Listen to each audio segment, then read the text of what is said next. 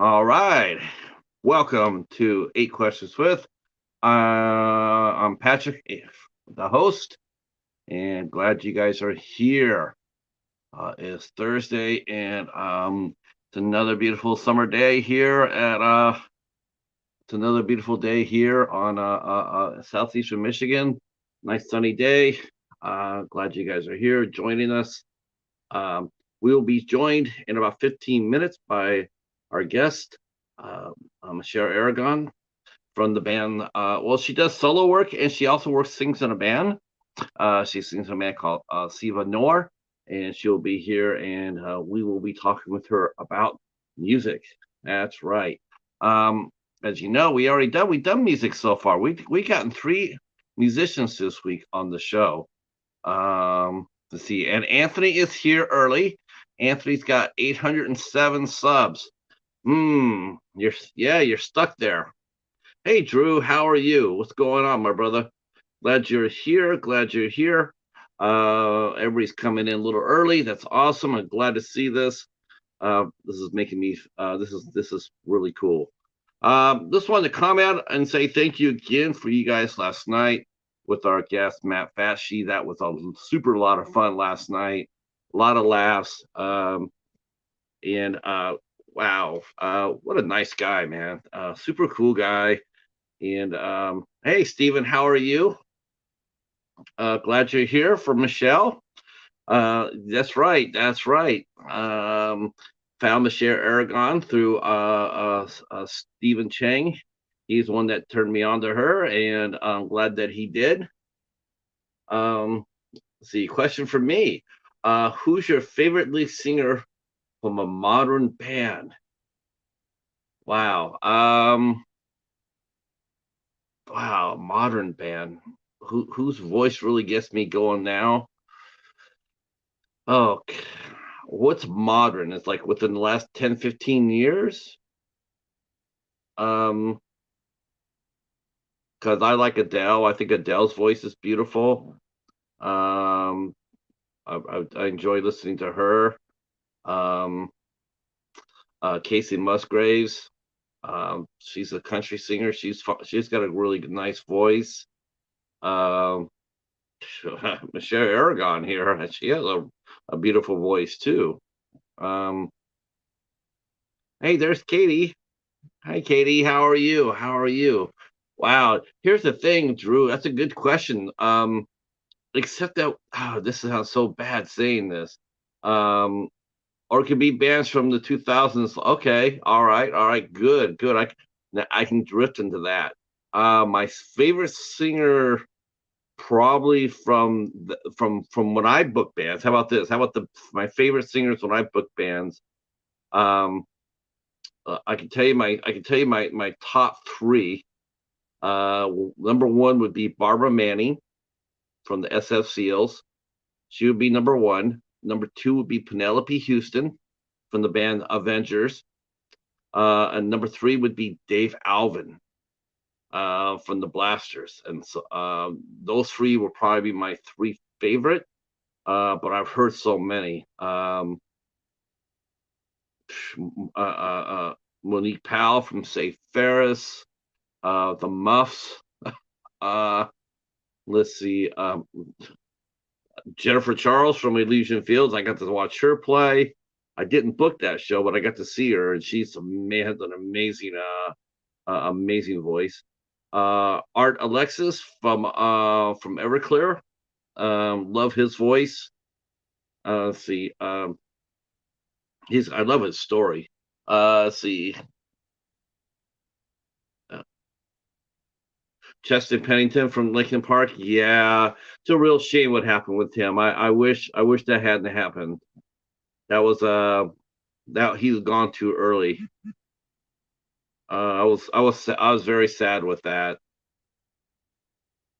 That seems to be a I like Jacoby Haddix from Papa Roach. He's got a fun voice. Um, Mark McGrath from Sugar Ray. He actually sounds really cool live. He's actually has a better voice live than recorded. Yes, Chris Cornell too. Beautiful rock roots Americana uh, singer named Candy Kane.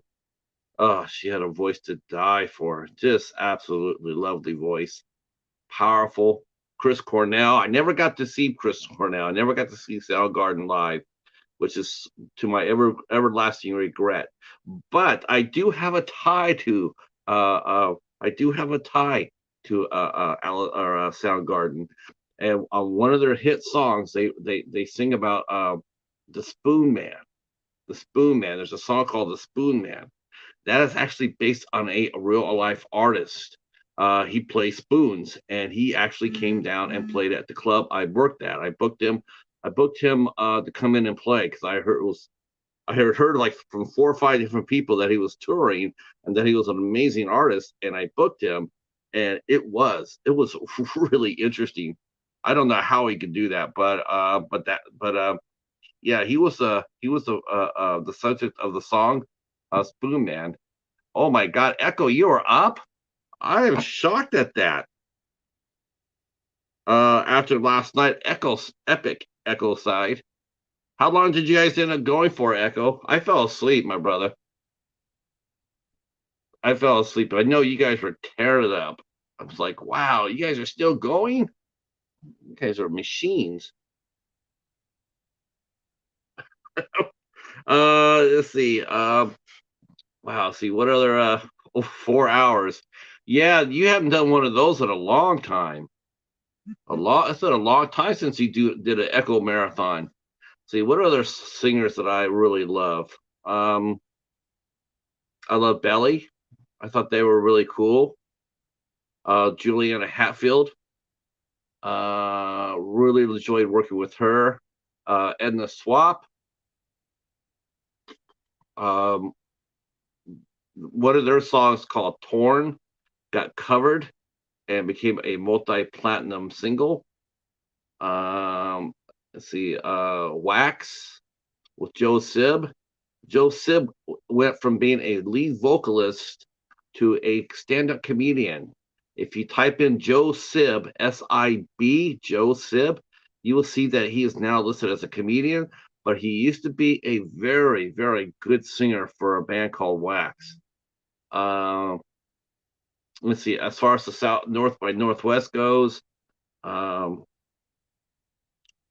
Mia Zapata from the band the Gits. Um, really enjoyed her voice a lot. Sorely missed. She would have been that band would have went Nirvana big. I'm telling you, that band would have been Nirvana big. She was a powerhouse vocalist, and they were right there on the verge, right there. They were ready to launch. They were going to get signed, and they were going to take off. And then she was murdered. Um, let's see. Yes, classic singer from Freddie Mercury, definitely. Yeah, without a doubt. Of course, you have Boston. You have Steve Perry from Journey. Who knows where Journey would have went to if Steve Perry's back hadn't just been like trashed. I don't even know how he did it. I don't even know how he hurt his back. I don't think he hurt it doing band stuff. Um, let's see. Uh, yeah, our singer Michelle Aragon tonight. Uh, oh, you're doing another watch along. You're doing another one. Oh my God, Echo, you're crazy. So our singer is Michelle Aragon. She's based in Los Angeles. Like I said, she is with a band called Siva Noir. She has a beautiful voice, and she is actually going to be dropping some songs with us tonight.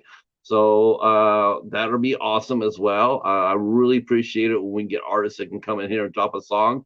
That's a lot of fun about doing musicians. And again, just to let you know that we do have more musicians coming up. We do. We have one tomorrow, as a matter of fact. We have Michelle Lynn Blasky will be here tomorrow night. She fronts a band called Ms. 44, and she will be here tomorrow. And then of course in June we have more. We have more musicians coming up. We have John Christ from who was the lead guitarist for Danzig for many, many years. He'll be coming onto the show. See who, and John Marie Land, actress John Marie Land will be here, and she also is a accomplished singer, and she will be here. Let's see, and of course, next Tuesday, I'll be joined by Jonas from the Friendly Men, and we will be welcoming in Todd Strange next Tuesday. That will be a powerhouse interview, and I hope that we can get Todd to to thump on the bass a little bit. That would be pretty jamming, to tell you the truth. But we're going to be talking with him about Crowbar, Down, and the brand new supergroup I Am, which is it's their single is going to drop the first week in June. So we got them right before they dropped that first single to radio. And then I do believe that they will be they'll drop the first single. That'll keep the wolves at bay. Then they'll head into the studio if they haven't already headed to the studio, and start recording that debut record. I do hope that's how they do these days, right? It's sort of weird sitting there going like, are they going to do a record, or are they just going to do singles? I think they're going to go out there and do an album. They're going to make a record. So that'll be a lot of fun. I'm looking forward to that. Some heavy ass tunes coming up. All right. Our guest is here. I do believe so. I'm gonna go ahead and get her. And let's go meet and welcome Michelle Aragon.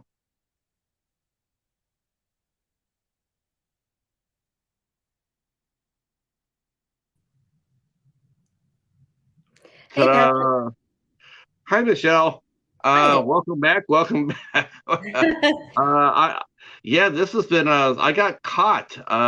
Someone asked me about my favorite singers, and I'm like, wow, um, this is gonna be a little bit tougher than I thought because uh, I don't really listen to a lot of commercial radio. Are you a Oh, yeah. big commercial radio fan? I listen to a lot of Sirius XM. That's about as far as I get with commercial radio. Mostly like the Octane channel. That's one of my favorites. Ozzy's Boneyard. What's the other one called? Ozzy's Boneyard. Oh. Does he even make it through a whole? Does he make it through a whole show, or is he or does he just play a lot of music and only come on once in a while? Gosh, it's been ages since I've seen him. The last time I did, he was really good, but his new album is really impressive. I don't know if you've heard it or not. He's got some really great guest stars on it. You should check it out. Yeah, I think when artists get to be a little older like that, I think they tend to they do bring on session players, and I do think it really does help a band out a lot.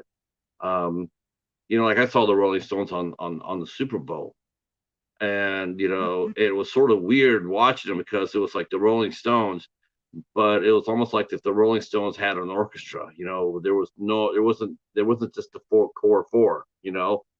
I don't know if they just would have ran out there by themselves, they would have been all that impressive now.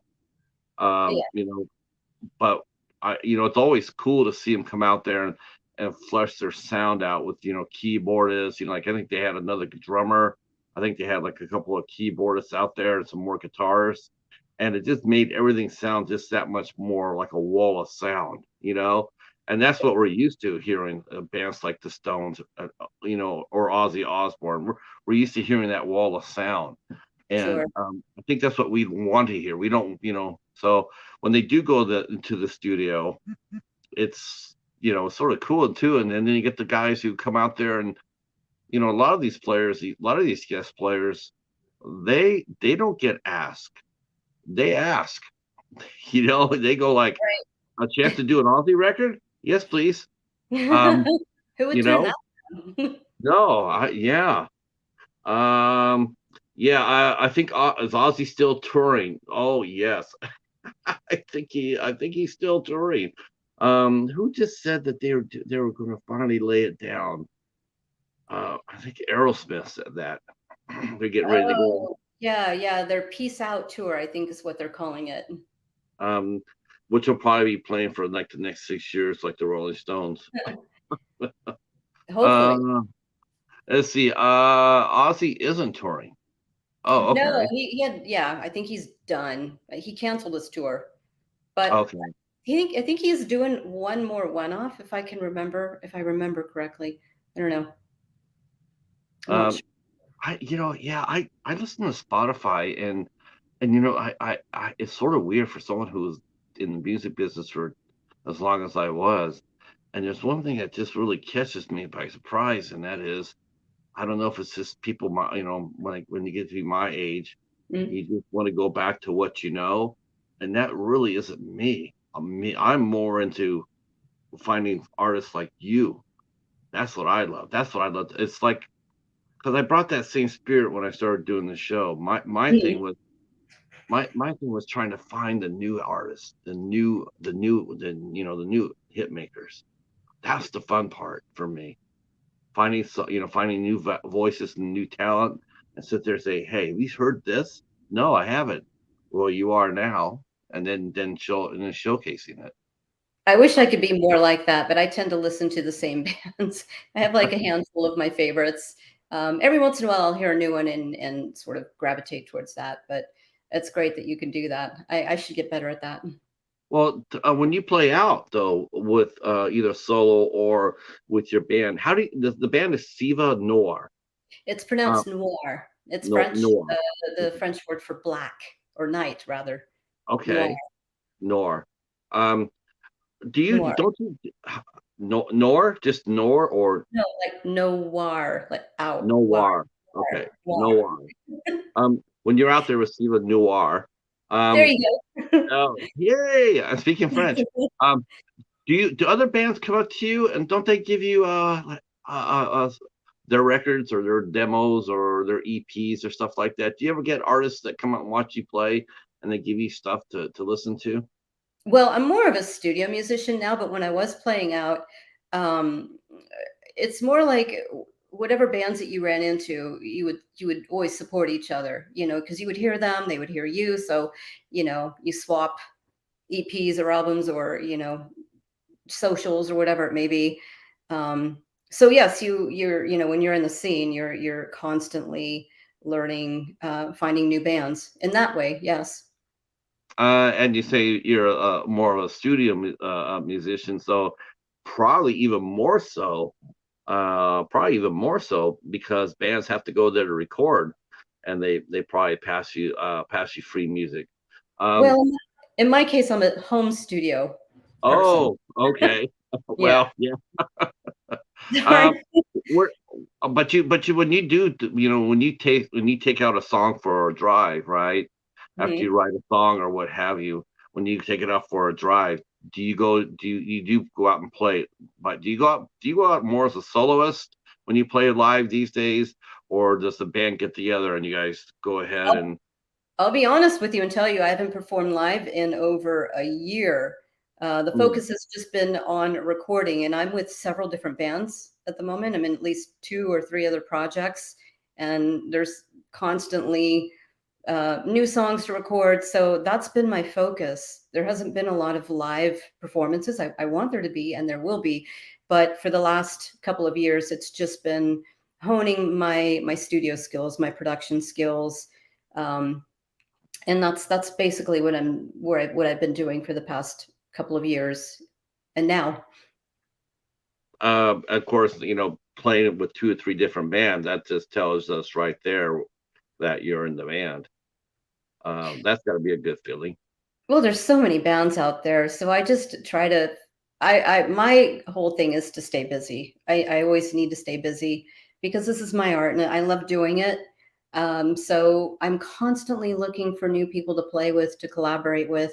Um, Sometimes I get started with, with a band and it'll work out, and other times it won't. But I keep looking. But I've Um, been with Siva Noir now for some long, long time. It's been, I'd say, close to 10 years now, maybe.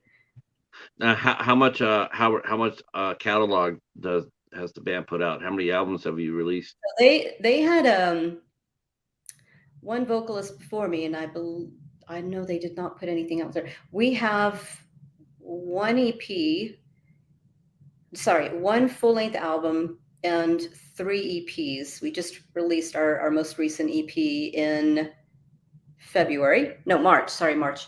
And we also have a single. So we have a massive catalog of songs. There's like songs that aren't even released yet. So this is what I'm saying about with the recording. There's always something to do with Siva.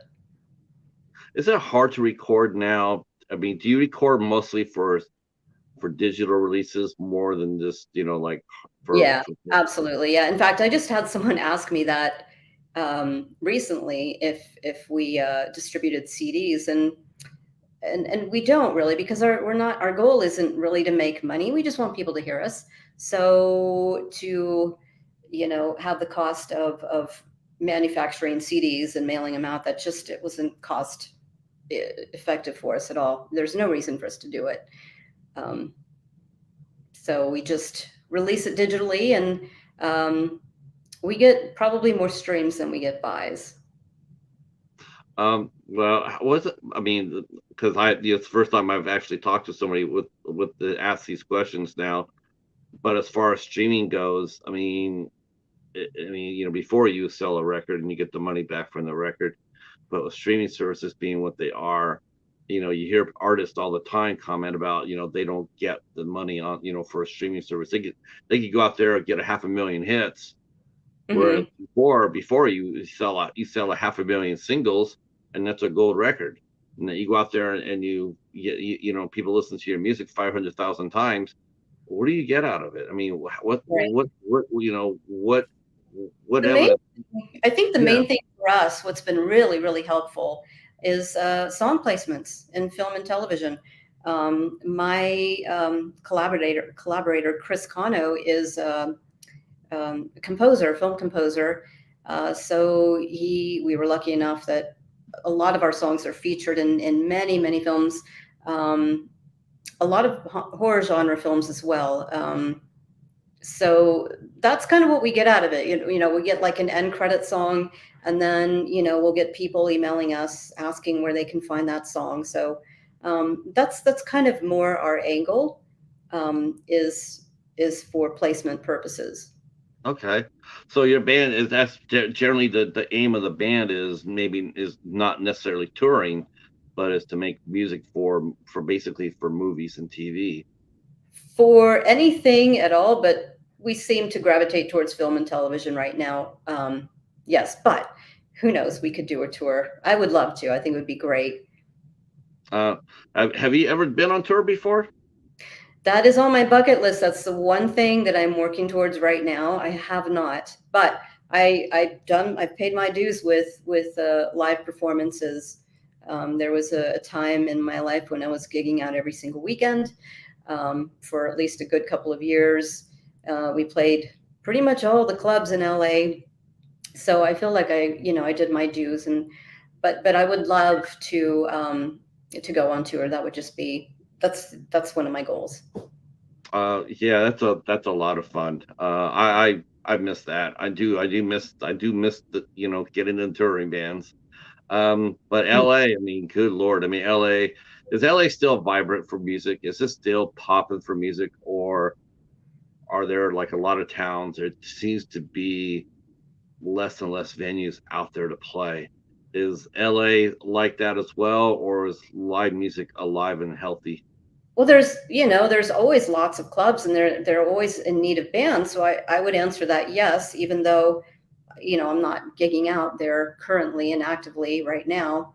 But yeah, I mean, look at the Whiskey schedule. On any given night, they've got 4 bands playing. So those bands have to come somewhere. They may not be bands that you know of, but they're out there and they're trying, and eventually maybe you will hear them.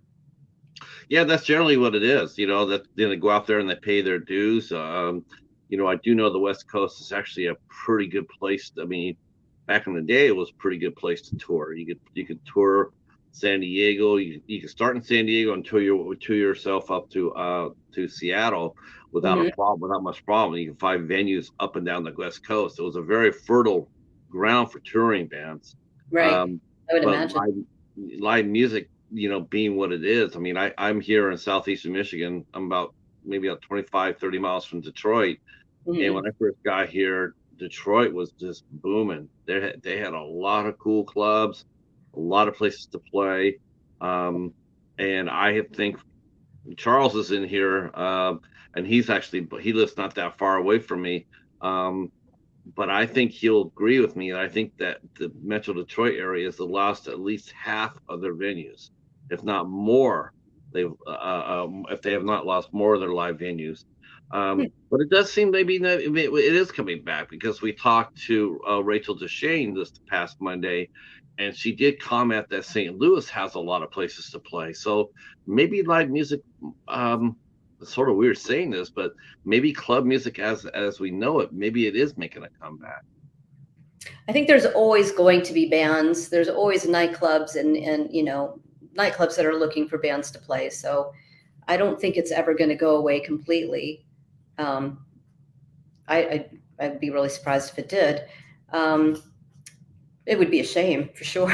Yeah, yeah, But it's a lost art. it It's may not be like a huge circuit, but it's probably a small circuit, and depending on where you are, and also depending on what genre of music you're playing and the type of club it is.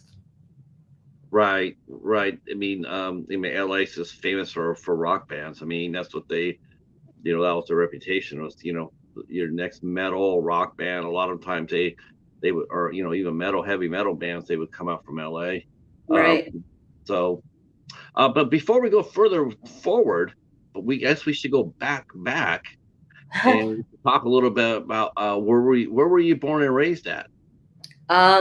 Born is easier to answer than raised. My father was in the Air Force, so I was born in Colorado Springs Okay. at the Air Force Academy, which meant that we moved around quite a bit when I was a kid.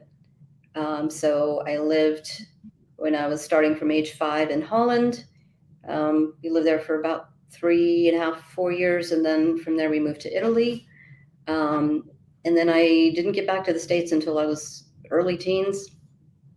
So Uh, everywhere, and then back to Colorado, and then to LA. Boy, that must have been really hard to go back home, right? From Italy. Yeah. Well, I didn't really know any better. I was glad to be coming back to the U.S., um, but I didn't know any different. So yeah, it It was was, kind of weird, kind of assembling back into U.S. life as a teenager. how'd you do with that?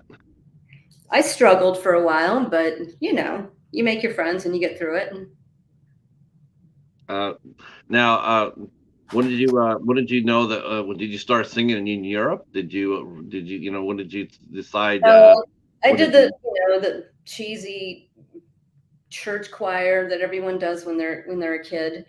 But from there, I went on to band. I was lucky enough that my schools, all of my schools had music programs. So I started in middle school on woodwinds, and I switched instruments maybe 2 or 3 times.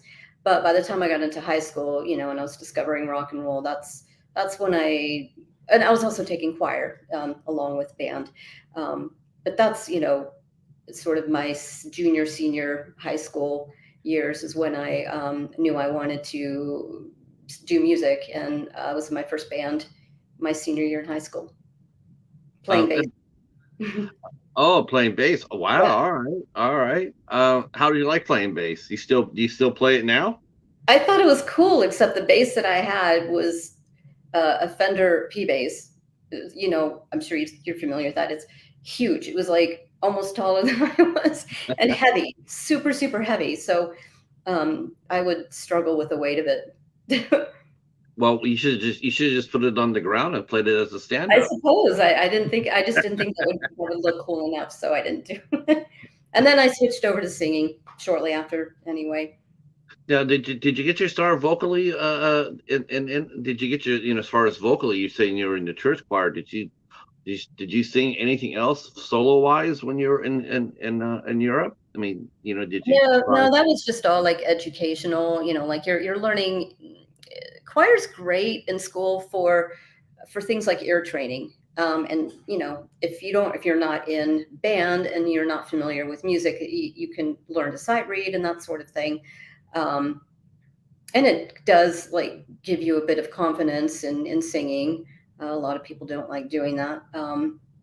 So it was good for that sort of thing, but I wouldn't really say it was inspiring, because they give you like crap songs that you would not normally sing.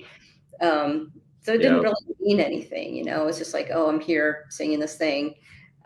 It's not until you're like singing the songs that you like to sing that it means something, and it propels you and inspires you to keep learning and getting better and better, or at least practice more. So, when you got to Colorado Springs and you started your first band, what was that like when the first time you actually started? Do you remember your band's very first practice? Yeah, I was a bass player at that time. I remember learning a handful of songs and just playing them over and over and over and over again so that I could play them, because I was the only girl in the band, and I didn't, I just I didn't want them to sort of point their finger at me and be like, "You're a girl, you can't play. Get out of here." So I wanted to make sure I was as proficient as I could be. Right, right. And then the How did lead you, singer quit, and then I took his job. So oh, okay. How did your parents? What did your parents think about you wanting to become a musician?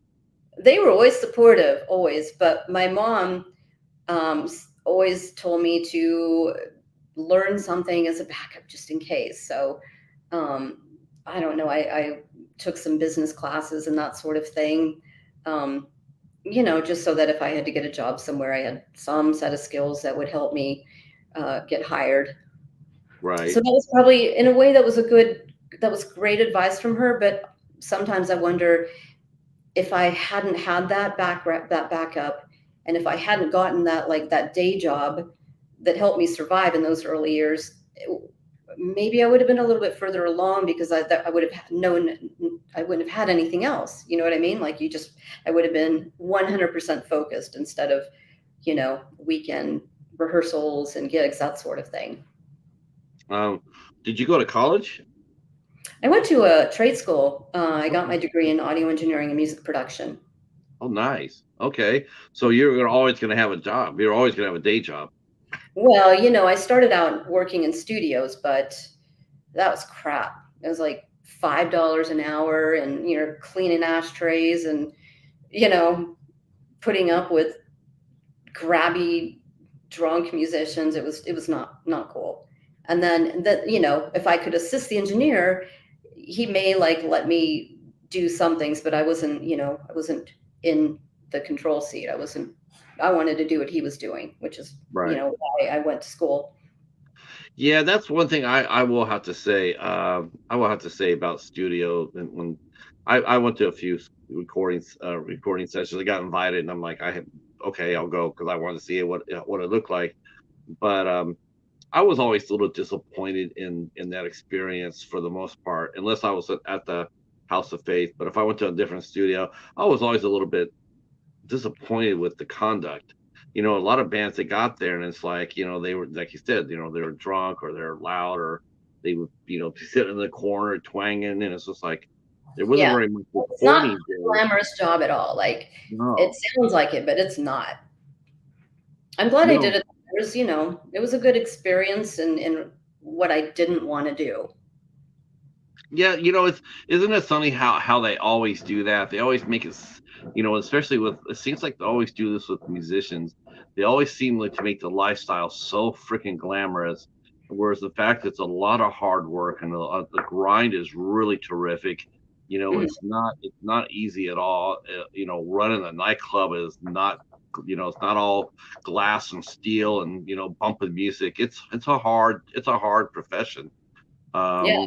It's a very hard profession. That's the reason why, your favorite club has changed its name, about 5 or 6 times. Wait a minute, didn't that used to be the XYZ club? Yeah, but they shut down, 3 months ago.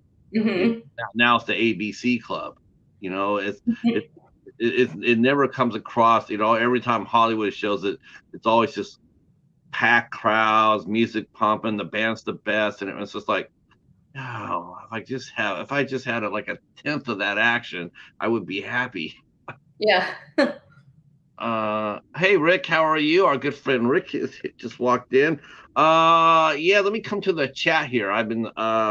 We've been talking so hard that I'm gonna go ahead and pay attention to the chat. What happens, Weiss, when this happens, right?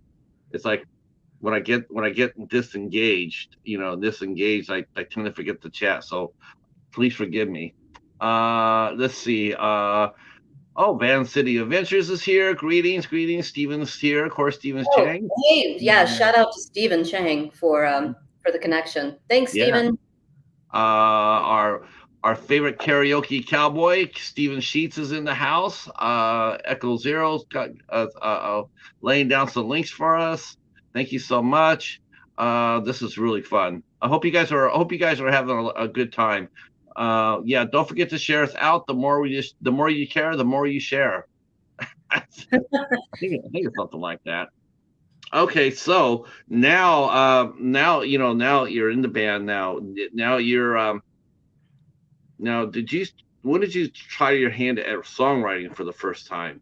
Because were you a writer in Europe? I mean, as a young girl, did you do a journal? Did you write poetry?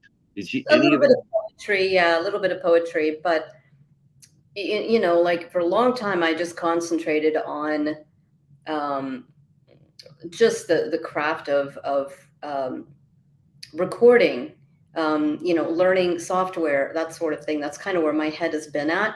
And I'll get like ideas for a melody, and I'll write some lyrics down. Um, so those, those are developed eventually, and I'm still, constantly working on new ideas. Um, but it took a while to kind of get to that place. I was more focused in other areas of music production versus songwriting. Um, yeah, I can see that. So, what is songwriting hard for you now? I mean, you are a songwriter now, so do you feel like you came late in the game with this, or Definitely. Yeah, definitely. It's one of those things where I'm like, should I even be doing this? Am I any good at it? But it's someone once told me, my friend Eliza once told me that songwriting is like almost like having a baby, like when you first come up with an idea, it's like nourishing a little baby. It's not going to be perfect. It's going to be not good, perhaps, but you nourish it until it grows, right? So I've always kept that in the back of my head whenever I start getting doubtful of what I'm doing, or, if I'm going down the right track, I just think, okay, it's just a baby. It's going to grow. I know it's going to grow. uh, what's it like for you? I mean, when you first sat down, I mean, were you inspired by anybody, any bands or that you liked as far as their songs go, their lyrics go? Was that something that you know? Oh, yeah. Yeah. So this new batch of material that I'm working on for myself is sort of inspired by my love of progressive music. There's a couple of bands that I really like, but I also like really hard music. So the direction I'm going in right now is sort of a combination of hard rock, but with a progressive edge. Or could it Somebody be? like someone like sort of someone like Yes or King Crimson. That's okay. Those are examples of progressive music, but I'm talking about say Porcupine Tree, for example. Oh, I don't know. okay, Yeah, I so have heard of her. melted with let's say the band Pretty Reckless or Alter Bridge, where there's a rock edge to it, but there's aggressiveness to it as well. Okay. All right. I mean, yeah, those are pretty good bands. Those, um, now, I guess we should talk to you a little bit about how you know, because you've been playing with your first band. Now, how long did it take from you from your first time playing? Oh, let's talk about your first time you played public. Let's do that. Well, that That'll be was fun. that was a talent show in high school. Well, I mean, Oh, if you don't discount like all the band performances that I did and all the choir recitals and all of that stuff, but like no, we're talking about just you and your first guitar. as a band, yeah, that was a talent show in my high school, and I think we won actually. I sang for that. Okay. Now, when you're in LA, when was the first time you went out solo on LA? Oh, let me think. I did some guest vocals for a band, and they just kind of brought me up. But then I was in three different bands at one time. Hmm. Um, as two of them as a backing vocalist, and one as a backing slash sometimes featured vocalist. And that's when I was gigging out a lot, like almost every single weekend. There was rehearsals every week, and then if it wasn't one show for one band one weekend, it would be a different one. That must have been rough on the vocal cords. No, it was great. I loved it. It made me stronger. It really did. I felt that I had some really good strength with my vocals from because it's just constant practice. What did you do to develop them? I mean, does the type of music that people sing, does that go into vocal development? I mean, if you're playing pop songs and all you do is pop songs, your vocal cords, to me, doesn't seem like they would really get any. They really wouldn't develop. To Well, I me, don't know. I think I disagree with that. Let's think about artists like Pink or Lady Gaga. It's not really music I would listen to, but those women can belt. They've got Pink some high. definitely can. I know Pink. I have never seen Lady Gaga sing live, so I can't Nor, speak to nor that. I have, but you can tell she's got talent. Um, I'm really not familiar with her music at all, but the songs that I've heard, um, you can tell. yeah, you got the test has to be live. You got to. I mean, there's bands that I loved. I mean, the one I was totally like. There was a country singer named Patty Loveless. I absolutely loved her. Great country singer, everything else. And I went and saw her live, and all I can say is, boy, she can record like hell. She's a great recording artist, studio artist. Live, not Yeah, so much, not so yeah, much. yeah. Left I left a agree lot with to you. left a lot to be lacking. It was not that good. I completely agree with you. That's sort of uh, you have to. I mean, it is one thing to work in a studio and you can kind of blur things up a little bit, and then but when you're live, you're naked. You're completely. It's either do or die. Let's see. People are saying, let's see. Our friend brother from a certain age says, check out Lady Gaga singing "The Edge of Glory" on Howard Stern a few years ago. It's pretty good. I definitely will. Because do you think a gauge of a good vocalist is an acoustic set? I always feel like, for me, when I was buying, um, one of the how I tell a good, for me, my own personal, if a singer's good or not, is what they do with them and an acoustic guitar. Because a lot of people can belt it, but how many people can sing it? And it's like there is a difference, between a singer and a belter. I mean, you see that Yeah, all well, the time. those are two different things that I think you're talking of. There's people who just sing, and then there's people who are multi instrumentalists who can accompany themselves. I'm not quite there, but I'm working on it. Oh, you're a Um, beautiful singer. You have a beautiful voice. yeah, thank you. Oh my gosh, yes, yes.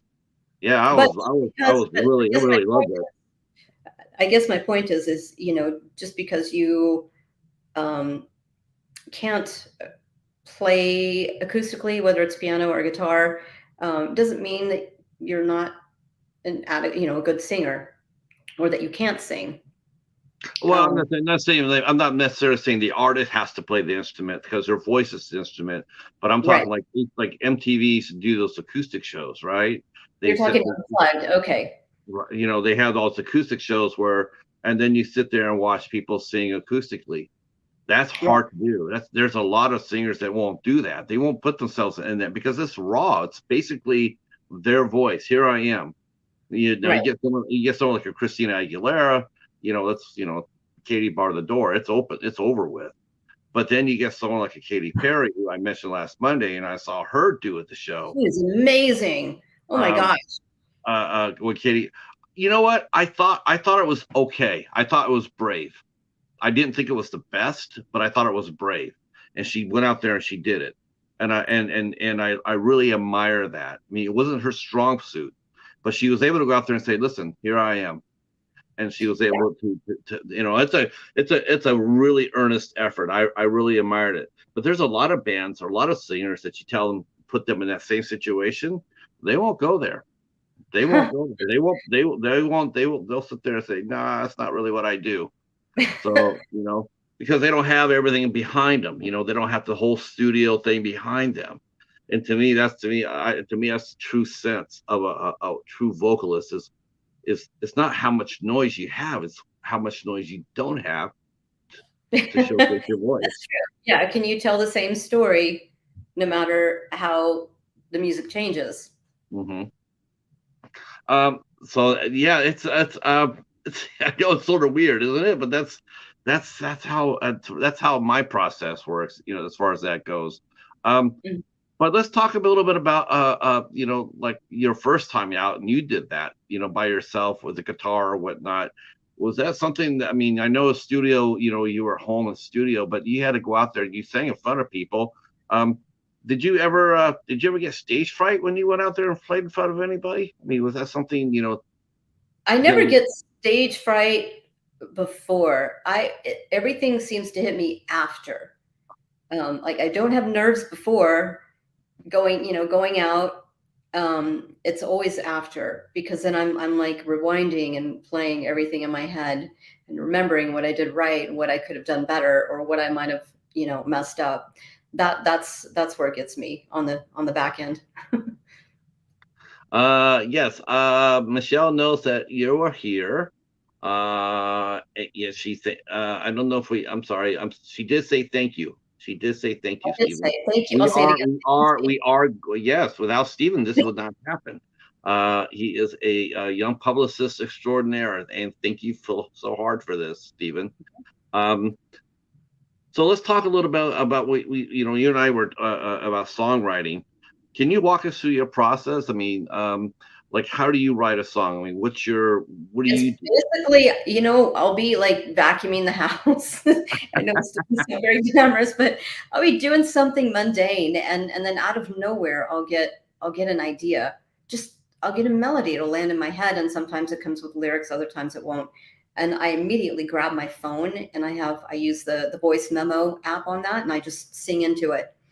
Um, Do you have anything in You have a work in progress now? yes, I do. Oh, can we hear it? If you don't No. mind. Not Because not. it's not that developed yet, like Oh, okay, okay. I thought you had a half a song developed there. I've got patches of several songs. So Oh, yeah, there's different songs, but oh my not gosh. one of it's like completely finished just yet. Now, do you take those ideas, take them to paper, put them on paper, Yeah, and well, so then yeah. there I get into my Pro Tools is what I use, and I'll just sing the melody and just try to work out chords that might work for it in the background and then develop it from there. And then I might hand it off to a friend and be like, hey, I've got this melody, can you put some guitar tracks behind it, that sort of thing, because I play guitar and piano a little bit well enough but not that well enough to to just play on my own tracks. Okay. So Um, I have a set of I've some really talented people that I work with quite a bit. yeah, And I definitely want to talk. I definitely Global want to talk to Success, you about. I'm sorry. Go ahead. I was saying that we sort of trade off. Like if they're working on songs for themselves, sometimes I'll sing vocals for them, and other times I'll do, guitar work for me, that sort of thing. Um, I asked Michelle if she would actually drop a couple of songs with us tonight, and she very graciously agreed to do so. And I'd like to take this opportunity to welcome her in and to show you what I heard, which is one of the finer voices I've heard in a long time. Ah, Um, you're thank you. oh no, I never fool with that. I'm very proud of my ear. I'm very proud. I'm very proud. I'm very proud of my ear. My ear is my ear. I made my living off my ears. I've been for Oh, 10 years in music, for 10 years in live music. That I made my fortune off my ear. So I not blowing smoke. I mean, it's really good. I really enjoy hearing you sing. And thank I'm sure everybody here will too. And let me step out of the way and let you have it. you. Okay, so this song is called Wish. This is it was written by some of the earlier Siva Noir. Actually, no, Divine Madness. It's another band that you may have heard of. Mhm. It was written by my collaborator Chris Cano when he lost his grandmother. He tells me the story of, I think it was the afternoon of her funeral. This song just appeared to him out of nowhere, and it was, pretty much finished within, um, you know, a relatively quick amount of time, within, an hour or something like that. And I think it's one of the most beautiful songs he's written. And I picked this one because we just had Mother's Day, and a lot of us don't have our mothers here anymore. So this is something that I can relate to um, a lot, and it means a lot to me. So this is Wish.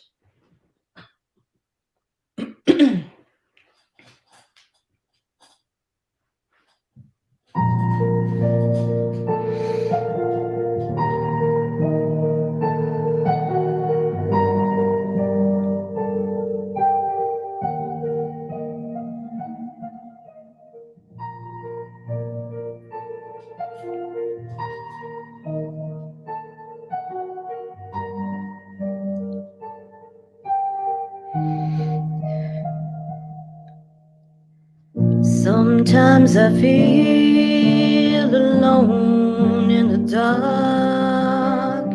Sometimes I feel this pressure will tear me apart. But you disappeared.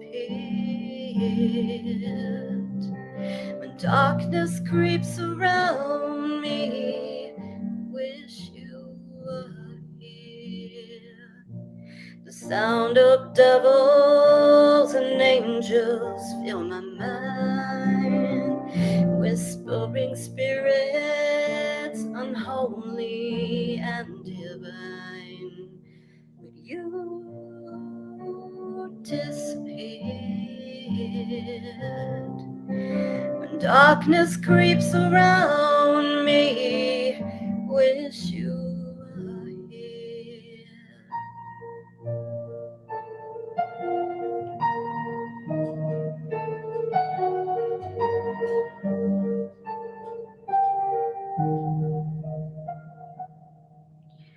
We were not ordinary people, bound to every fairy tale we're told.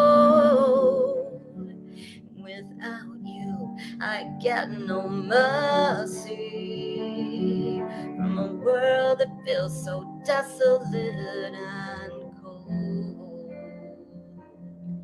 Sometimes I feel I'll see you once again, but I know there's nothing to save us in the end. So you disappear when darkness creeps around me. Wish you were here.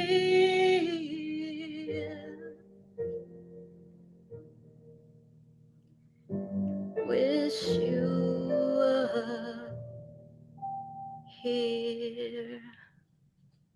Uh, that's beautiful. Thank you so much. That's awesome. Thank you. Yeah, so pretty. See, that's what I mean. That's a really, I love the voice. It has a there's that slight goth edge to it. There's a little bit in there, and I Oh, really, sure. really. It's super dark. I mean, that's one of the reasons I think I like it so much is Hmm. um, it's just pure emotion. It really is. Yeah, it's a terrific song. Hope everybody enjoyed that as much as I did. I know I did. So if you enjoyed the song, throw up a big one, big one, big one. Hey, Big Matt. Speaking of big, there's our friend Big Matt. Glad you're here. Glad you're here. Um, so after you got done playing, after you got done playing, now because your confidence is everything to a vocalist, right? Um, you mentioned how you after the show you sort of like that's when you started like because most people before the show they had that jitters. Like you see bands, they're like athletes, they go in the back there and they're jittery and they're jumpy. Like I can't tell you how many bands I sit there and watch in the green room and they're just jumping, jumping, jumping. Like because Psyching they have all that themselves nervous. Yeah, they out. have all that nervous energy and they just can't wait to get going and they're anxious. And then afterwards, and then they relax. It's like, oh, okay. Whereas you're like, I'm cool as cucumber going in front and coming back. Well, So there is that sort of that angst that you feel when you're getting ready and you're like running through everything in your head, thinking, okay, I messed up that part in rehearsal, so I got to make sure there's that sort of internal dialogue. Um, but I've never had stage fright. I don't know why. Just because I'm doing something I love. So I just thought in my head, why would I have any fear? Because this is what I want to do. Whether I succeed or I don't succeed, it's what I want to do. So I'm not even gonna waste any time with fear. do bands turn off the crowd? I mean, you see bands on stage, big crowds, and you watch their body language. And the body language is like, a lot of times after a song's over with, they always look at each other and walk toward each other. Guitar and basses walk to each other, and Mhm. they just move around on stage all the time. Do you, do they when you play live? Do you shut all that out from the crowd itself, even though there may be 20,000 people there and they may be loud as hell? But do bands just focus that out? It's like just like playing back in the studio or the practice space. Do you mean do we focus out the audience or do we Yeah, focus out the yeah. movement in turn that Focus, we're focus out, push out the audience. Like to me, it would be really. yeah, in a way, yeah, at least I do. I can't speak for everyone, but I kind of do in a way. I want to forget about the people that I know are coming to see me, and if I suck, they're going to razz me about it later on. So I don't want to think about that. Um, yeah, no, I don't. I try to um, see the audience, but not um, not to think too much about it. I'm more in my head with the performance. Now, what is the largest crowd that you have played in front of? Largest live crowd, or where have you played at? That would be I was super lucky to sing with this band called Marillion. And that was, I think, about 3,500 people. A respectable amount, right? 3,500. 35 Um, is a very respectable crowd. but I did some vocals for the film Sharknado. Well, I did three of them. I can't remember exactly which ones. And one of the Sharknadoes had targeted an audience of 3 million. So, in a way, I can say that I sang to 3 million people. Uh, Sharknado. Well, that'll make Echo happy because Echo's he's a closet Asylum fan. Yeah, a lot of our songs were placed on Asylum films. Oh, really? Yeah. Okay, this is interesting. How did you did you do you know? I mean, you must know David Michael Latt then, right? I've met them and I know of them, but I can't say that I'm like on friendly terms with them or anything. But Chris Cano, the guy that I collaborate with, he scores a lot of their films, as does Chris Ridenauer, who is another close friend of mine. So through them, they're both very familiar. They know him pretty well, and they've scored I probably hundreds by now at this point of films for them. Are you yourself a big Asylum fan? I am. I think it's fun what they do. I really do. They don't take themselves seriously. It's just a good time. If you Uh, want good entertainment, put on one of those movies. okay. What's your because we got a lot of horror fans in here, so I got to ask some of these questions here, because otherwise I'll never hear the end of it. So what are some of your favorite Asylum movies that you worked on? I mean, Sharknado for sure. Absolutely. Bound was fun. Oh, Um, that's the one with Chris Carpenter. yeah. Yeah, Let's see. that was actually straight drama for that one. Hmm. Yeah, oh, I actually own that one. Yeah. Yeah. I Um, had, I think, three songs placed in that one, two with Siva Noir, and then one with another band that I worked with, called, oh shoot, I can't remember the name. I'm sorry, Chris. Uh, wow, this is fun. yeah. Um, So, I mean, there's been a lot that like a lot of I recognize the movies by the soundtracks, that because sometimes, so what I do is twofold. Like, one, if it's not song placement that I do, then sometimes I'll do vocals for the soundtrack, like oohs and ahs in the background, that sort of thing. And okay. that's all down to the two Chris's, who are film composers, and actually you should have them on your show. You would have a blast with them. Yeah, Um, I definitely would. so I recognize the movie more for what I remember of the cues that were sent to me to do. Um, Now that's gotta be a whole different mindset for doing movies and movie placements and song placements in movies than it is for an album or a live performance, right? Definitely. Yeah, oftentimes there are songs that are written specifically for a certain scene or a certain movie, and may not be like the whole song, but it's kind of like, uh, here's this verse and chorus, and it needs to be done today because we've got to have it in with the rest of the movie by tomorrow, that sort of thing. Yeah, yeah. You know what the average time for a silent movie to be filmed is, right? You know what the time is, Oh don't you? yeah, they're shooting for like a week maybe, or it's pretty cool. It It's is. amazing It's what they fast as get hell. in a short amount of It's time with very little money. Um, Now, have you been asked to go on in front of the camera? Hey, we hear, like maybe do like a band scene or, No, not me, but the Chris's have. oh, okay, all right. That's fun. How many Asylum movies have you placed music on? Let's see, I have at the moment I have 49 film credits, and I'd say about 60% of those are song placements, and the rest are cues. Okay, okay. How much fun is that? There you go, Echo. I See? love doing vocals for soundtrack. I really do. I wish I could do it more. Well, has business increased for you since you first started? I mean, once you started placing your voice on movies, don't you? Because composers, they get reputations. Like, yeah, you need to get this guy to, this girl or guy to do your soundtrack or your score. Does that happen for you as well? Unfortunately, not.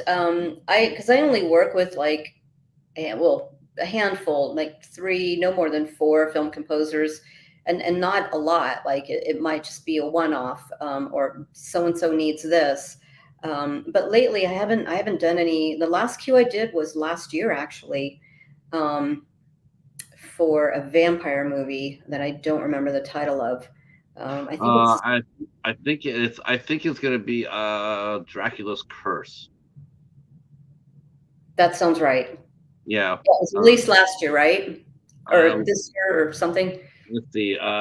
She did Closer for Dracula's Curse. Steven mentioned that. Oh, no. That's Eliza Swenson who did that song. Oh, okay. Let's see. If you look on my IMDb credits, it's like one of the last top credits that I have. Okay, okay. Okay, so let's get back to the live aspect of things. Mhm, So 3,500 people, biggest crowd you played in front of. Um, mhm. that's and obviously you say you played in a lot of different bands. To me, like again, that tells me that people know who you are. So you get approached a lot. Do a lot of people, when you first started, it was probably more of, it was it when you first started out, was it more you asking them versus now where they're coming to you and asking you because now they heard you, because by now everybody knows your voice, your capabilities, which is It's probably one of more the it's only. more me, I would say, but that's just how I am. I tend to not like wait for things to happen. I go after more so than wait. So it's definitely more me seeking out new opportunities than people coming to me. That has Is that hard? happened, but not as much.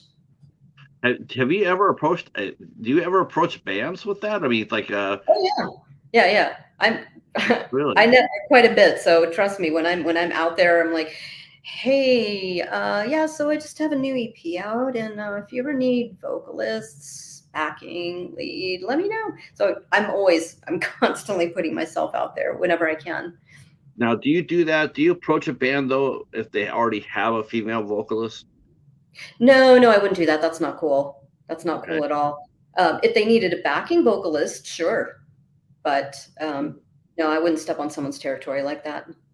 Yeah, I was gonna say I approaching a band. I was like that takes some that would be eggshell territory for me. But I mean, but then again, your approach too, and here you are. You're already part of a band too, though, right? You're part of Siva Noir.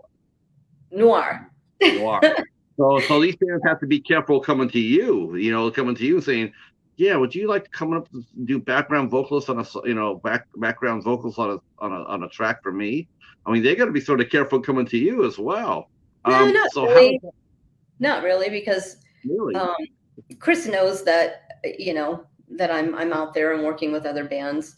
I I kind of like we kind of joke around and we say that he's my music husband, and so he's given me permission to cheat on him to go work with other Work, bands. work husband. Yeah. So is that because now do you think that would still be in place if you weren't just a primarily a studio band? I mean, if you were actually going out and That's an touring. investment. Maybe the dynamic would be different for sure if we were a band that was out touring and that was what we did 100% of the time, then I would probably wouldn't even have time to do that other stuff. Unless, we were on a break or something. That would be different. Have you ever been in a band? Have you ever been in a band that has done that, has broken up? Yeah, yeah, What's several. what's it what's that like? Um, well, sometimes there's not like an event that causes a break, it just kind of fizzles out. Um, Sometimes it's a good opportunity for me because then that means I can step, if I'm in the background or something, that means there's a newer version of something that could happen and I could, you know, step forward, so to speak. I was just wondering how that would. I was wondering how that would play out. Like, where do you do it at? Do you get an email saying that we're not going to play anymore? And is it out of the Oh yeah, practice yeah, spot? I've gotten the email. So we're gonna go in a different direction. We really like your vocals, but we're gonna just go on living our lives without you now. So bye. Oh, oh, they've let you go by. Oh, okay, well, that's different. I mean, yeah, I think it happens to everyone eventually. Um, or, sometimes I'm just not the right fit. I have a very specific voice. Sometimes they want it to be one way or another, and um, it's gotta be a good fit for everyone involved. Right, right. Sometimes What it's style do me. you think fits your voice? I mean, do you feel yourself as a more of a pop singer, more of a rock and roll singer? Definitely rock. I'm definitely a rock singer, a rock vocalist. But I can do ballads sparingly. I tend to not really like to do ballads that much, but I do. Rock, definitely rock. Yeah, ballads are tough, aren't they? Yeah, they are. Now, what Well, makes it tough? Is it actually the pace of the song, the lyrics of the song? What makes a ballad hard for you to? it's probably the lyrics. Like for example, the song that I just sang, "Wish." Um, the lyrics have to resonate with me, um, because it's like telling a story, right? Mhm. Like I need to understand the story so I can retell it properly. Um, and sometimes ballads are just cheesy and stupid, and I don't Yeah, really want to sing yeah. it. I tell you, and just the lyrics, the genre whose lyrics are always to me like the weakest. I mean, they're seriously the weakest, without a doubt. Even now, 23 years later, since I actually heard picked up, booked the band, it's Hmm.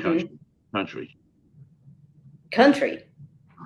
Their lyrics are so boring to me. They're the old school guys, Buck and Hank and whatnot, Waylon Jennings, whatnot. They used to be craftsmen. They used That's to actually, because they were storytellers. yes, What the current country singers are doing, I'm assuming, or I would guess, is that they're just churning out songs, yeah. and they're going with relatable things that the people can relate with, so that they'll listen to the song and buy the albums, that sort of thing. It's really shockingly, if you actually go really break down a country song, get a country record, get any Yeah. country record from most any mainstream, and then go over their lyrics, and you will be shocked to see how damn simple they are. And yet they are singing those songs and making all that money singing the most simplest. I mean, it's like having a first grader walk up there in a poetry slam. Okay, drop it. Right. It's not gonna work. Roses are red, violets are blue. Oh, there you go. You got a country song right there. Right. Just throw Um, in a pickup truck somewhere, and you've got a gold hit record. um, so how did you end up meeting Chris for I was in a band called The Mansions as a backing vocalist, um, and he was a drummer, um, and yeah, that was one of the bands that I gigged with quite heavily for a while. There were two other backing singers apart from myself, and then um, a lead vocalist. Um, so that was really fun. It was like one of the best experiences that I had was singing with that band during that time frame. talking about country music. Um, let's see. Echo saying he grew up he likes old country. Grew up on Hank Jr. and Senior, and all those guys of the 70s and 80s. So did you ever hear the joke about country music? If you play it backwards, you get your job, your dog, house, country, kids, and wife back. That's Yeah, funny. yeah, that is funny. Uh, I said I do like old school country. I mean, I do like, but I love modern too. I mean, I'm a huge Dixie Chicks fan. I like them quite a bit. I mean, there's some out there. I do like Shania, but I mean, it's like, but the lyrics themselves, oh man, it's just painful sometimes. Now what's the best, who's the best singer you ever heard yourself? I have three vocal heroes. They are in no particular order. Paul Rogers, Otis Redding, and Ian Moore. Okay. Now Ian Moore, I know that name. You have to. What band was he in? He was in a band. He's a guitar slinger out of Austin, kind of blues. He's not blues anymore. He's kind of more indie, independent, not indie. Yeah, he's indie rock now, I would say. He's Just phenomenal he's vocalist. self-titled though, right? I mean, he just plays underneath his name, right? Hmm. Yeah. Yep. Okay. I knew. But he toured nationally quite a bit, opening for bands like ZZ Top. I can't remember some of the other ones, but he's he's amazing. Now, have you played in front of a national act? Have you done that yet? No, not well. I mean, if you consider Marillion, no, they're not really a national act. Yeah, no, Marillion's probably the most popular band I've sung with. Oh, that's not true. I did backing vocals for the Blow Monkeys on one of their album called Devil's Tavern. Okay. Have you ever shared the stage with any? I mean, has your band ever opened up? You know, when you're playing live. I mean, have you ever opened up for a national act? Mm-mm. Oh, oh my gosh. Well, Yeah, sorry. here's the rule for that. Get into the green room and eat all their food. Okay. If they'll even let you in. Huh? If they'll let you in.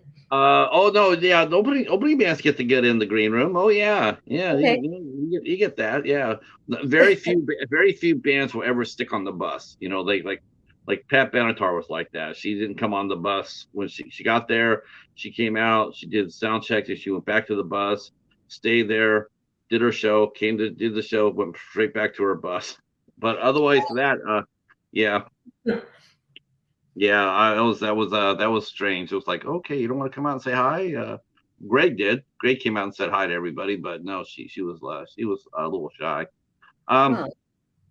so what are you working on now? I mean, I mean, are you guys working on a There, new record or new song placement, new movie? there is, let me see here. Okay, so there's always Siva Noir songs to work on. So I've got like 4 or 5 songs that are in various stages of production. Um, and there's another band that I work with occasionally called Swappers 11. There's a couple of songs that I'm working on with them. Um, who else? Oh, I'm supposed to start working with someone else, a really good guitar player friend of mine, um, on just a couple of songs to start, just to see where it goes. Um, but I'm keen to get going with my own stuff as soon as I can, or in between those projects. Now you have all your songs ready for your album or for the No, EP? they're still being put together. I'm in the pre-production phase, I guess you could call it. It's like the songs are still being worked out and melodies and um, Now format. this will be your first. Are you putting out an LP this time? So this will be your first LP, right? I would love to do an LP. I don't know. I mean, oops. I'll just be happy if I have enough songs to do like an extended EP. That's probably at least to do that first. I think probably. Now, I don't know. Like I said, I don't know how the streaming thing works too well. Like I do know that there's not very good returns. But when it came, like if you made your full LP, if you did a 10-song LP, Hmm. do artists have to pay in order to place it on the websites like that, and then they Yeah, get their money back? there's a nominal fee that you pay for digital distribution, and it covers pretty much most, if not all, streaming platforms. Um, Chris usually does that for us, but I want to say it's no more than like $100 and something. So it's not that expensive. And then as soon as that happens, then you turn right around, and then when people download it, you start making your money back. Yeah, you get a little bit of, I mean, not a lot, but you'll get a percentage of the sales. Well, it's almost like a lot better though than the old days where you would get sign with a major label, and then you get like that $60,000, $100,000 money up front, to Well, sure, record your record. you wouldn't own your music if you did it that way. Yeah. Do you think music is in a better place today than it was, say, 15, 20 years ago, in your opinion, In which way? Do you mean musically or do you mean as a business? as a business? It certainly has evened out the playing field for independent artists like myself, Yes. um, because we don't have to wait to get signed. We don't have to hope that we'll get signed by a record label. We just put out our own songs when we're ready on our own terms. We create everything from the artwork. We have full creative um, say over what we do. So in a way, it is better. But at the same time, there's no support. We're responsible for everything from promotion to, hey, if we want to make a music video, well, guess what? That's 10 grand out of your own pocket. Like any expenses, we foot the bill ourselves. That's the downside of that. So I don't know if it is better in that sense. But man, it sure would have been sweet to have gotten signed, right? Oh man, I remember how many Yeah. bands were just chasing after that deal, and it's like, Mhm. we're playing a major label, we're playing for and then all of a sudden it's like now, it's like to the point where now with social media or whatnot, it's like you really don't really need that, because you could make a song, you could like my Oregon Zan just mentioned, artists definitely get noticed when their songs get used for social media reels. You could actually put, your music on a reel, and get it out there, like on Instagram. That there's a, Yeah. and you could use this song for your own reel, and then Instagram or whoever will pay you for that. They're gonna pay you for that every time someone, because Right. they can't just, so I mean I could definitely see that. Yeah. Now, do you ever play live on venues like Twitch or anything like that? I know some platforms are more, like more friendly, user friendly, like Zoom. I guess I know bands use Zoom. Have you ever played live out via like Zoom for your Oh, yes. I did a couple of summers ago. I did a live stream with a band that I was in. Um, and that was, yeah, just the one time. So yes, only once. and I guess a couple more questions for you, but you know what though? I want to see if you will drop another song on us before. Yeah. Should I do the short one? Yeah, let me just, this one is super short. It's Okay. really, I'm just gonna do um the first verse and first chorus. Okay. Um and let me just make sure I have this going here. I'm just gonna sing it rather than tell you about it. And Stephen, this is for you. This is called Closer.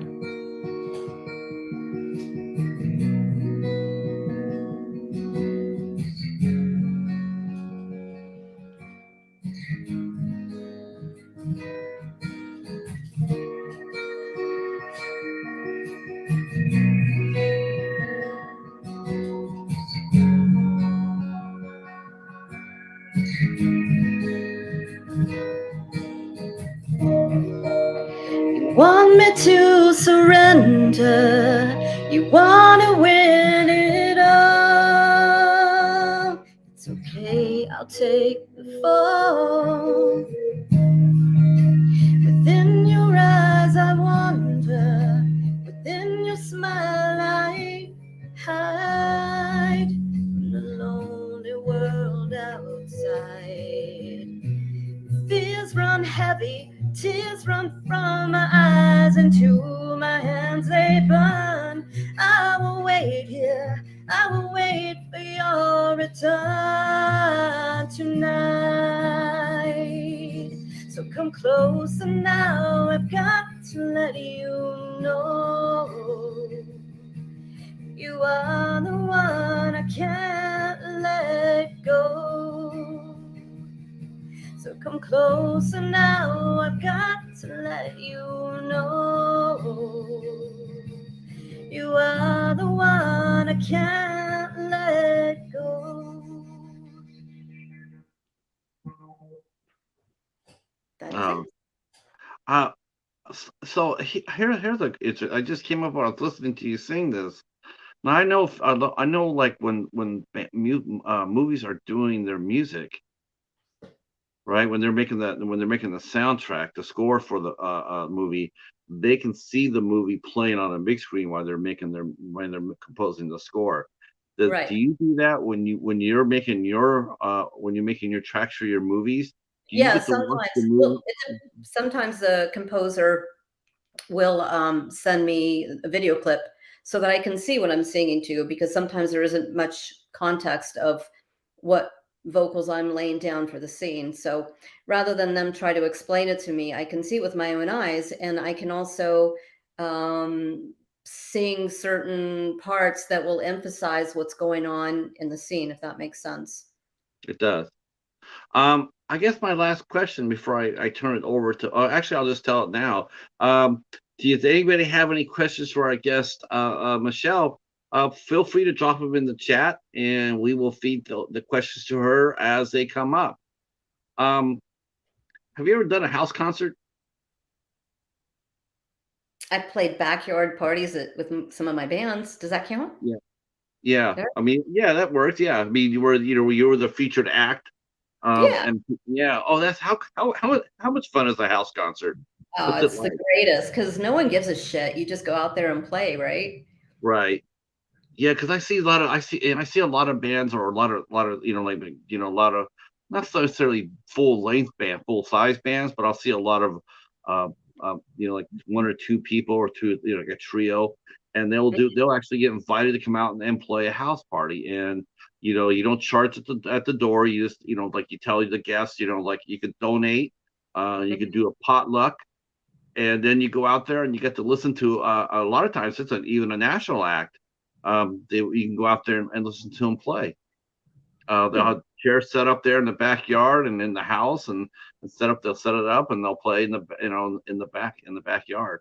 I was Yeah, wondering if you've ever done anything, huh? we the last time we did that was for a party that was being thrown by someone who worked for the asylum, just like a backyard party kind of thing, and we played about 6 songs. Okay, how much fun's that? It was Oh, great. Great.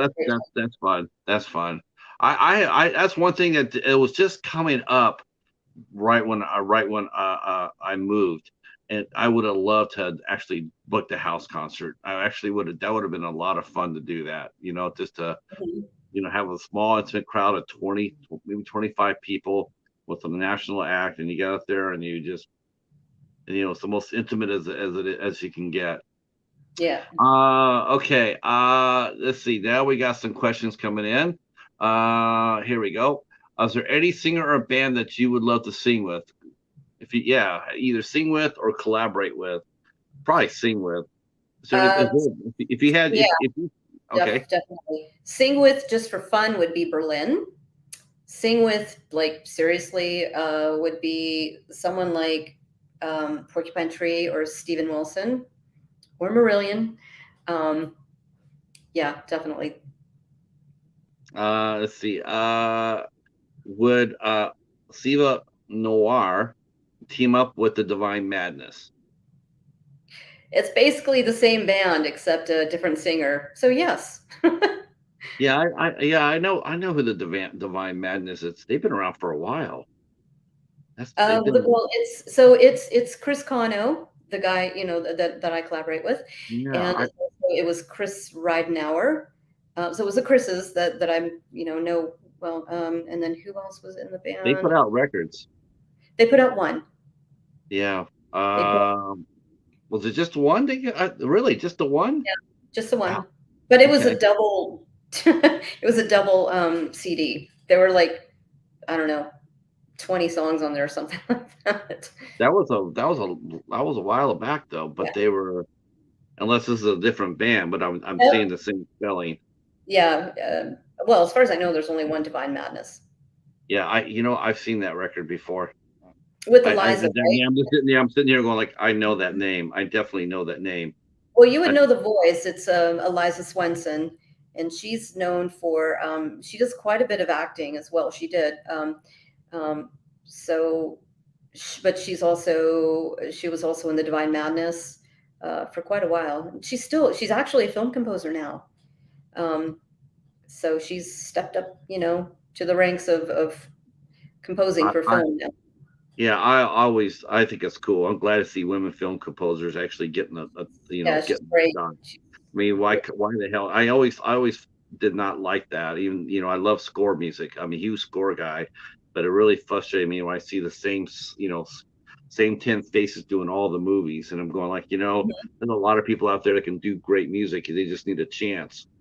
And Yeah. there's even some out there that won't plagiarize themselves to death. James Horner, I'm looking at you. Rest in peace. Um, let's see. Yeah, looking at that. I'm looking at that. I'm going like, I know that record. I remember seeing that. Yeah. Okay. Yeah, Eliza Swenson. Okay. Hi, Andre. How are you? Uh, so yeah. So there's yeah. That would be if you could go on the if you could go on tour, like let's say you did a California tour. What band Hmm. would you take with you if you could take a band with you to tour? It would, Who'd it you would take? be, uh, I call them collectively the Chris's, but it's Chris Cano, Chris Ridenauer, and Chris Hellstrom, who's a dear friend of mine that I've been playing with for ages. Those are my guys. I wouldn't, you know, they're my pillars. So they would be the one for sure. All right. Wow. I do believe I have kept you to our time. I want to say thank you so much for coming Thanks for out and having hanging me. out This with. is fun. Yes, I always really enjoy talking to musicians. I feel like I'm going back to my roots, and I want to do more of them because it seems like I've been away for a little bit. But once I start talking to you, it's like it all comes back. It's a good feeling too. Thank you so much for singing for us. I appreciate that. And that was fun discovering about the asylum side. That was really unexpected and a lot of fun. Um, and we look forward to hearing your LP or your EP. Do Yeah. you have So our any sort EP, of yeah, the EP is the called Fever Dreams, and okay? you can hear it on our SoundCloud page. You can just hear it for free, or if you want to download it, it's on iTunes, Amazon, Spotify, everywhere else. Blah blah blah. But we're really proud of it, and particularly a song called Halo, which Eliza Swenson sang on. Definitely check it out. It's beautiful. She did an incredible job. It's one of my favorite songs that we've done to date so far. We will do that. I'm going to put all your information, all your social media down below in the description box. I'll put all your music outlets too, That'd be so great. people can go over there and download and probably I would encourage Just people to listen, please buy listen. I'd be to happy with not listen, but to also buy it. I mean, buy it. Support independent artists. that. Buy it. Uh, Yes. um, thank you. I want to thank the chat for coming out and hanging out with us tonight. We will be back tomorrow night at 8 o'clock. I'm doing three vocalists this week. Um, and we'll be back tomorrow night with Michelle Lynn Blasky, and she fronts Another the Michelle. band. You know Michelle? No, I said another Michelle. Another. I had a Rachel and two Michelles. Michelle Lynn Blasky will be with us tomorrow night at 8 o'clock, and she fronts the band Miss 44, which I do believe is a duo, which is a whole different ball of wax. If you've heard a band called Spinane, or any other duo, he or she, duels are interesting too. Are Simon and Garfunkel, right? Um, Probably the most famous duo out there. Uh, but we'll be back and talking with her about playing as a duo, plus her music and her journey, and we will be talking with her tomorrow night at 8 o'clock. Is there anybody you want to say hi to before we go, Michelle? Hi, and thank you all for watching. And again, thank you, Stephen, for the connection. And I'd love to come back maybe next time with the guys. That would be Yeah, cool. Maybe we can do like a live performance. I would love that. We'll make that happen. We'll definitely Cool. make that happen. Yep. Awesome. All right, boys Thanks so and much. girls. Michelle, stay right where you're at. You stay right where you're at. I'm going to say goodnight to our chat. Don't forget the midnight hour is tonight. I'm not sure who's hosting it, but it'll be at 10:15. Either Hobbs or Echo or somebody was hosting it tonight. So go ahead and hang out with the midnight hour. They'll be on about 10:15. Like I said, I'll be back tomorrow. Thanks so much and have a good night. Peace.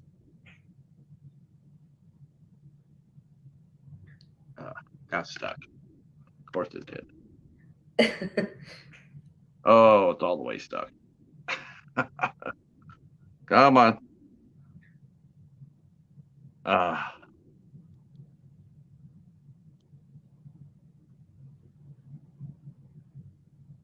there we go. Ta-da!